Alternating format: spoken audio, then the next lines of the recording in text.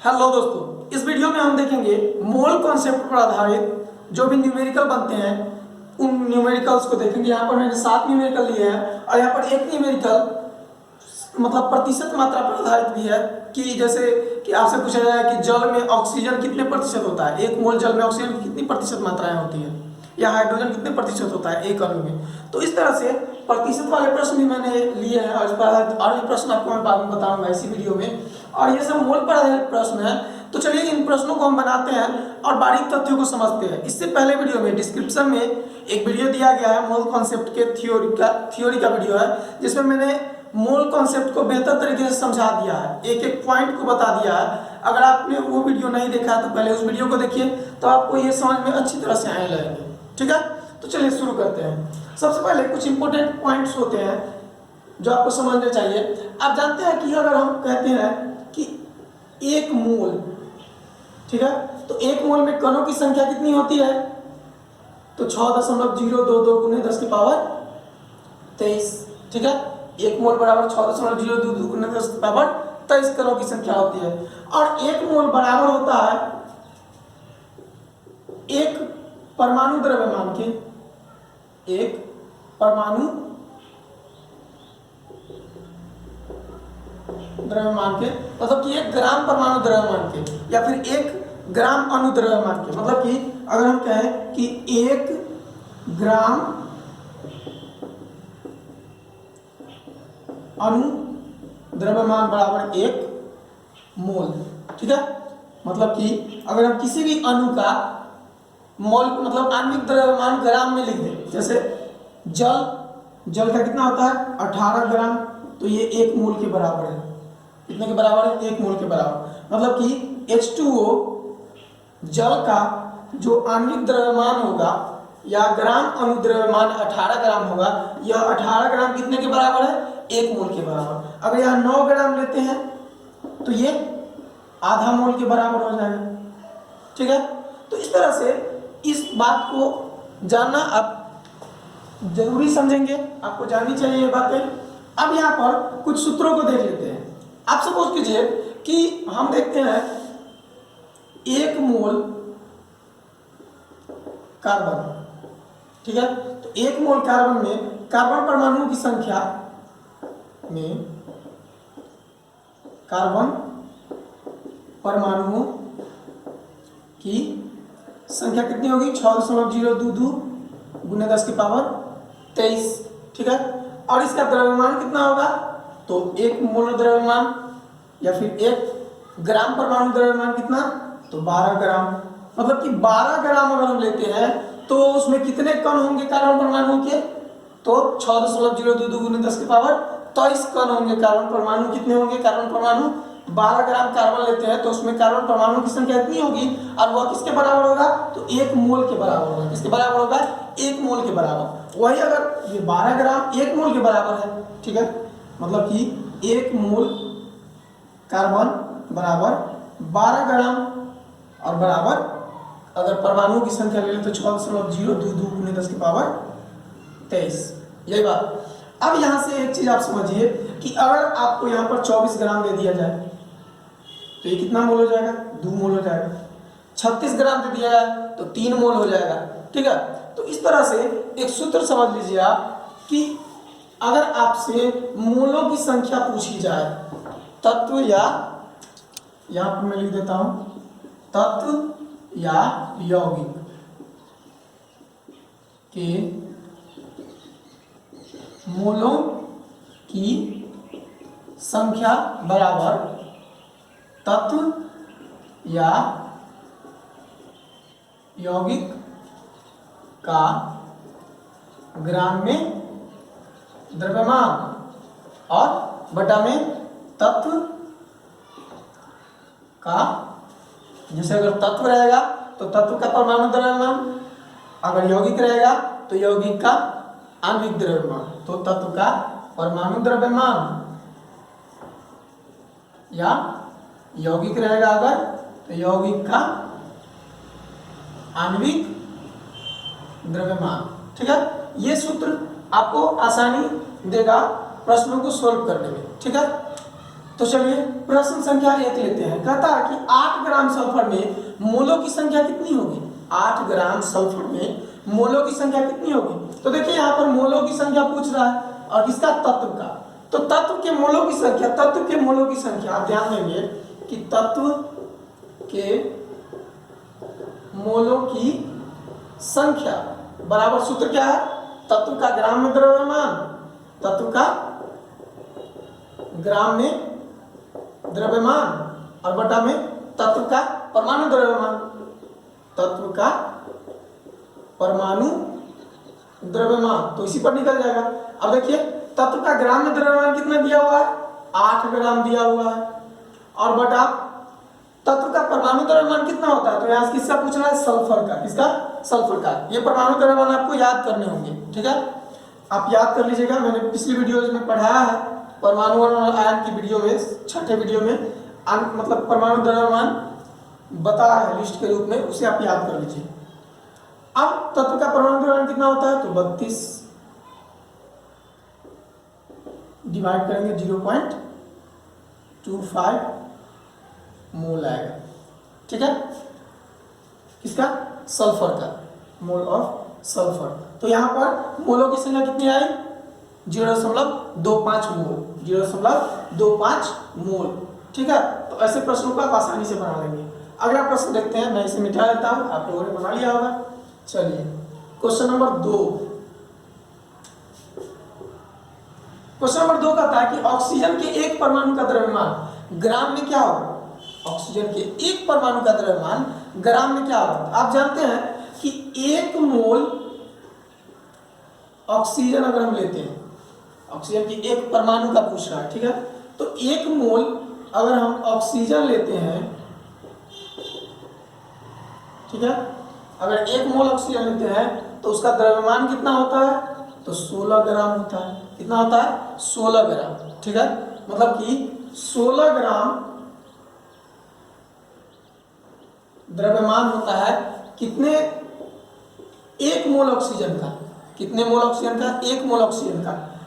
और 1 मोल ऑक्सीजन में परमाणुओं की संख्या कितनी होगी, 1 मोल ऑक्सीजन में परमाणुओं की संख्या कितनी हो जाएगी, तो 1 मोल ऑक्सीजन में परमाणु की संख्या हो जाएगी 6.022 × 10 की पावर 23 ऑक्सीजन की परमाणु, ठीक है, एटम्स ऑफ ऑक्सीजन, ठीक है।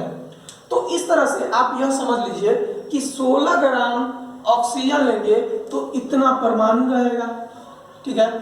तो एक परमाणु का पूछ रहा है हमसे, कितने का पूछ रहा है, एक परमाणु का। तो ध्यान दीजिएगा कि एक परमाणु का द्रव्यमान बराबर तत्व का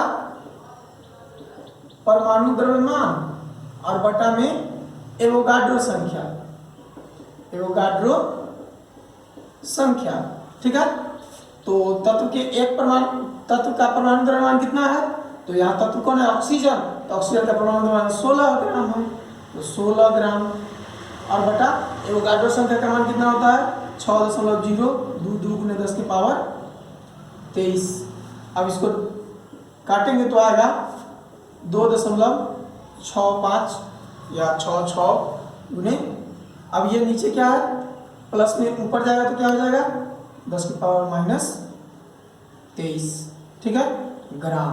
तो एक परमाणु का द्रव्यमान इतना हो जाएगा। आप इसको सूत्र के हिसाब से भी देख सकते हैं, सूत्र के रूप में भी आप याद कर सकते हैं इसको, या फिर आप इस तरह समझ सकते हैं कि इतने कण का द्रव्यमान 16 ग्राम है तो एक कण का कितना द्रव्यमान होगा, तो 16 बटा इतना कण, ठीक है। तो इस तरह से आप आसानी से इसको याद कर सकते हैं। चलिए अब हम बढ़ते हैं क्वेश्चन नंबर 3 की ओर। इसको मिटा रहे हैं। प्रश्न संख्या 3 क्या कहता है, क्वेश्चन नंबर 3 कहता है कि मैं कुछ बारीक बातें भी बता रहा हूं आपको क्वेश्चन के अंतर्गत ही, तो उन बातों को भी आप ध्यान रखेंगे। क्वेश्चन नंबर 3 है कि 12.046 × 10 की पावर 23 अमोनिया में मोलों की संख्या कितनी होगी। आपको पता है सूत्र क्या था कि यहाँ पर अमोनिया है, यौगिक है ना, या पदार्थ है, तो पदार्थ के मोलों की संख्या, पदार्थ के मोलों की संख्या हमको निकालना है, तो आप ध्यान दीजिए, हम डायरेक्टली इसको बनाते हैं सूत्र पर। बार बार हर एक एक सूत्र याद करना अजीब हो जाता है, ठीक है। आप कितने सूत्रों को याद करेंगे, कॉन्सेप्ट समझिए, क्लियर रहिए। अब देखिए कि एक मोल, यहाँ पर मोलों की संख्या याद करनी है ना, तो यहाँ पर हम लिख सकते हैं क्वेश्चन नंबर 3 का सॉल्यूशन कि अमोनिया के 6.022 या 023, मैंने पिछली वीडियो में बताया कि एवोगाड्रो संख्या का मान, या इसको कहीं कहीं पर 2-3 भी लिखते हैं, लेकिन यहाँ ध्यान दीजिए दोगुने में तो 2-3 है, तो उसको हम यही ले रहे हैं 2-3, या 2-2 ही ले लीजिए, कोई दिक्कत नहीं है, गुने 10 की पावर 23। तो अमोनिया के इतने अणु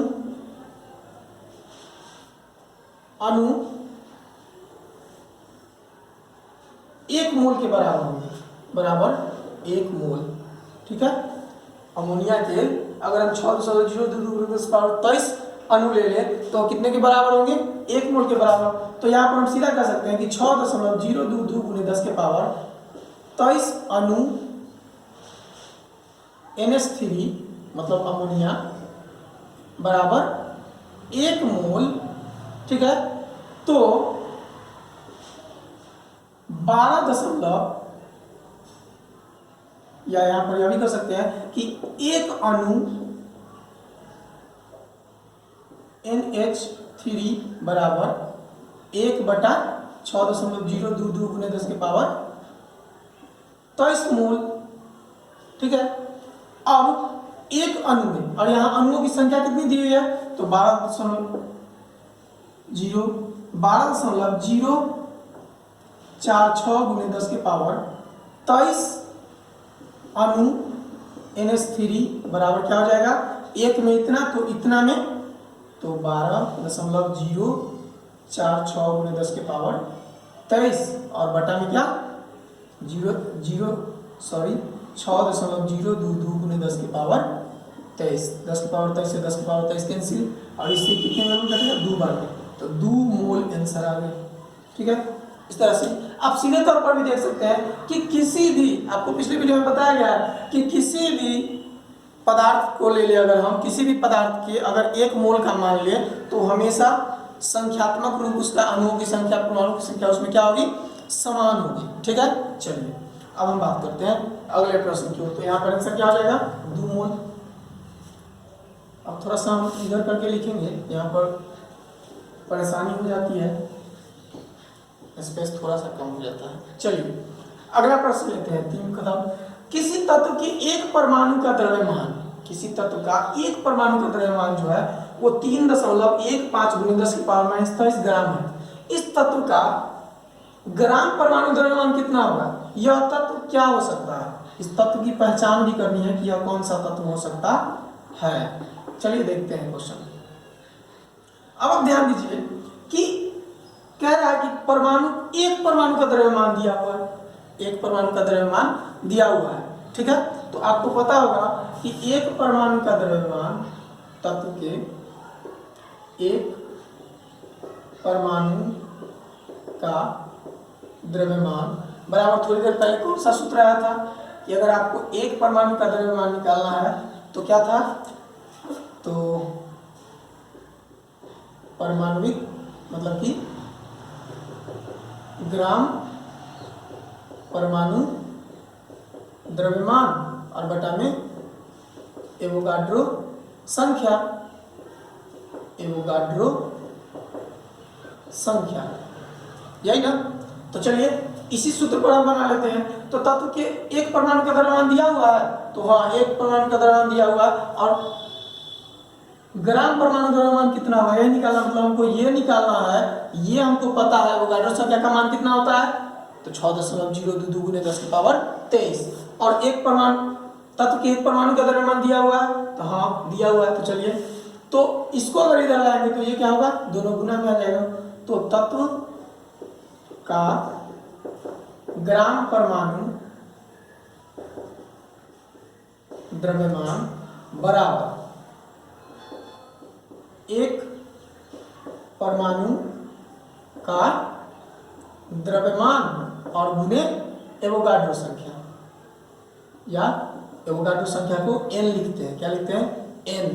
तो आइए क्या हो जाएगा, एक परमाणु का द्रव्यमान है 3.15 गुने 10 के पावर माइनस 23 और गुने n का मान होता है 6.022 गुने 10 के पावर 23। अब देखिए गुना में पावर क्या होता है, जुड़ता है, ये माइनस में प्लस में कैंसिल, ठीक है, ऐसे ही खत्म हो गया।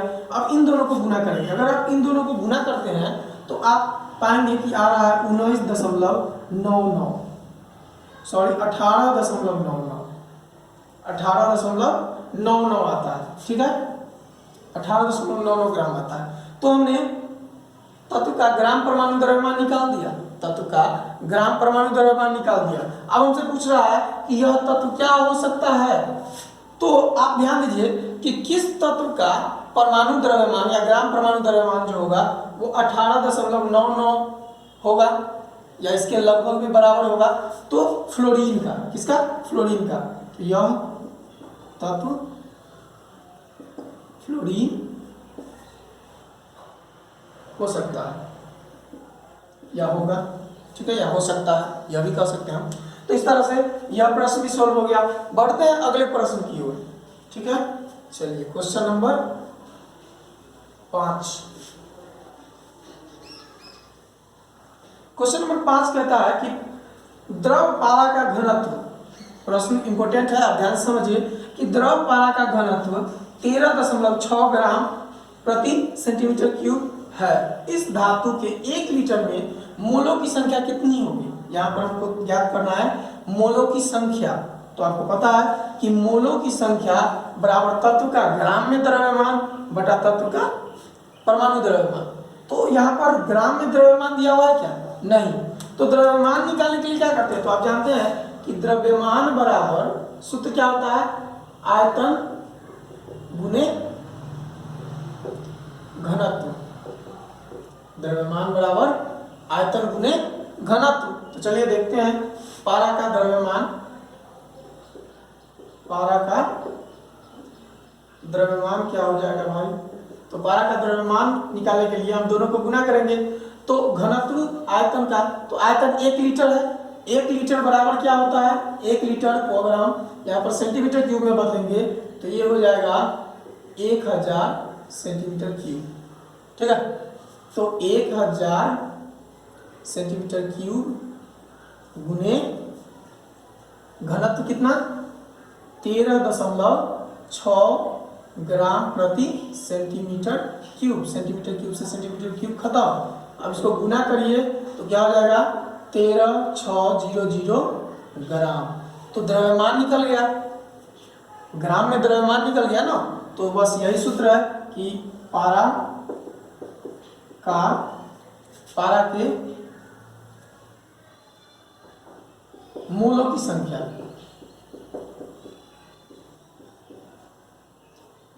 मोलों की संख्या, तो पारा के मोलों की संख्या क्या हो जाएगी, तो यहां पर ग्राम में द्रव्यमान किसका, पारा का, पुराना ग्राम में द्रव्यमान बटा तत्व का परमाणु द्रव्यमान, पारा का परमाणु द्रव्यमान। अब चलिए ग्राम में द्रव्यमान कितना दिया हुआ है, तो 13600 ग्राम और बटा पारा का परमाणु द्रव्यमान या पारा का ग्राम परमाणु द्रव्यमान कितना होता है, 200 ग्राम होता है। तो यहाँ पर 200 ग्राम क्या होगा, कितना बार में, तो आप देख सकते हैं 6 और 8, 68 बार में, मतलब कि 68 मोल। यहाँ पर मोलों की संख्या कितनी हो गई, 68 मोल हो गई, ठीक है। तो ये प्रश्न बन गया। हम इंक डाल देते हैं, ठीक है, थोड़ी देर स्टॉप करते हैं। तो चलिए इस तरह से यहाँ पर क्या हो गया, 68 मोल आंसर आ गया। अब बढ़ते हैं प्रश्न संख्या 6 की ओर। इसको मिटाते हैं, आपने नोट कर लिया होगा।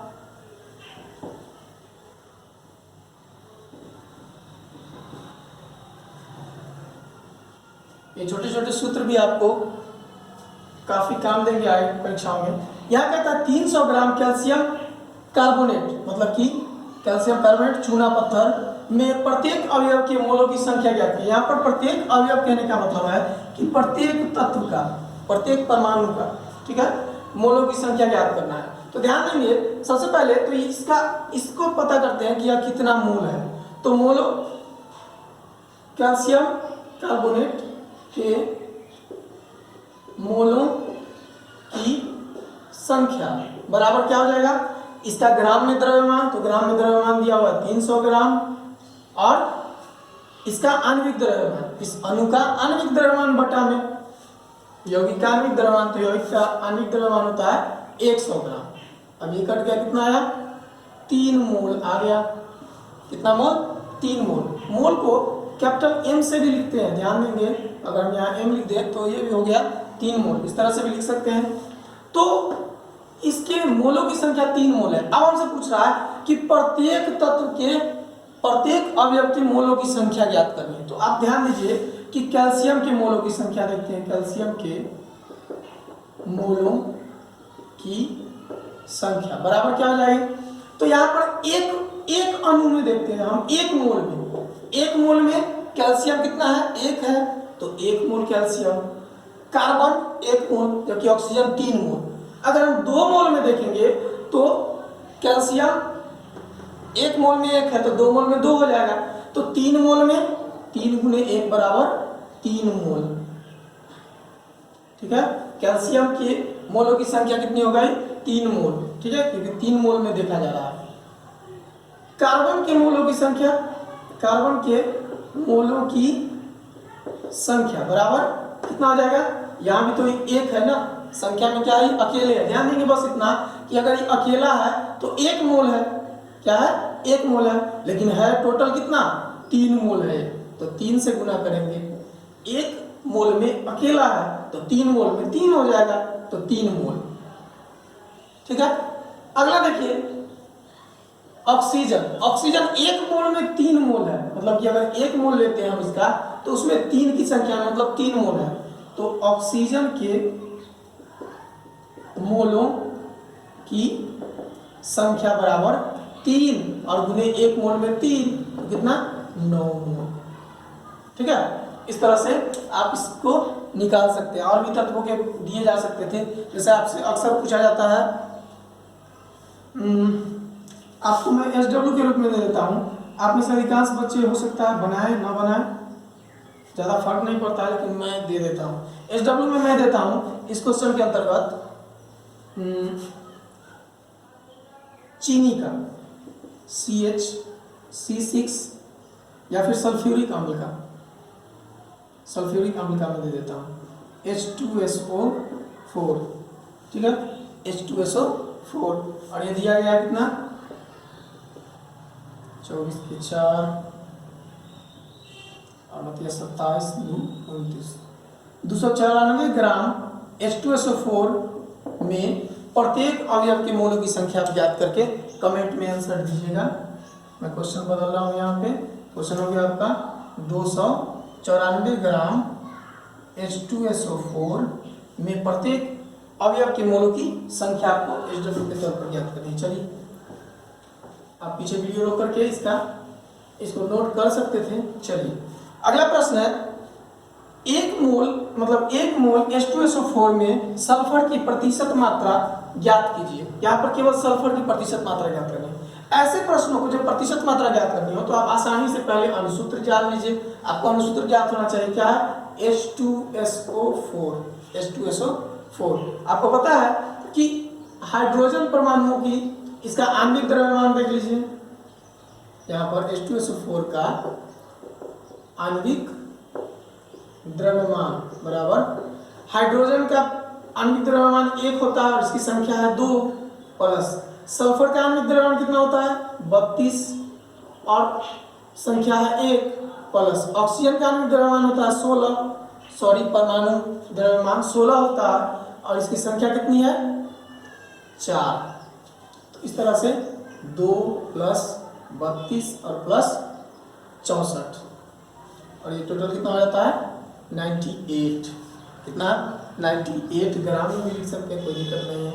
अब आपसे यह पूछा जा रहा है कि ये कितने प्रतिशत है या कितना प्रतिशत इसका सल्फर को पूछा जा रहा है कि सल्फर कितना प्रतिशत है, ठीक है। तो सल्फर की प्रतिशत मात्रा बराबर, सल्फर की प्रतिशत मात्रा बराबर सल्फर का द्रव्यमान या परमाणु द्रव्यमान, या इसमें जितनी मात्रा है सल्फर का द्रव्यमान यौगिक में सल्फर का द्रव्यमान गुने 100। ध्यान देंगे यहाँ पर दिख नहीं रहा है, मैं इसको मिटा देता हूँ ताकि आपको अच्छी तरह से दिखे। देखिए सल्फर की प्रतिशत मात्रा ज्ञात करनी है, तो सल्फर का द्रव्यमान जितना वो है, अगर यहाँ पर इसका निकालना होता तो पूरा 64 लेते हैं हम, इसका निकालना है तो केवल 32 है तो 32 लेंगे हम, ध्यान दीजिए। और बटा में क्या,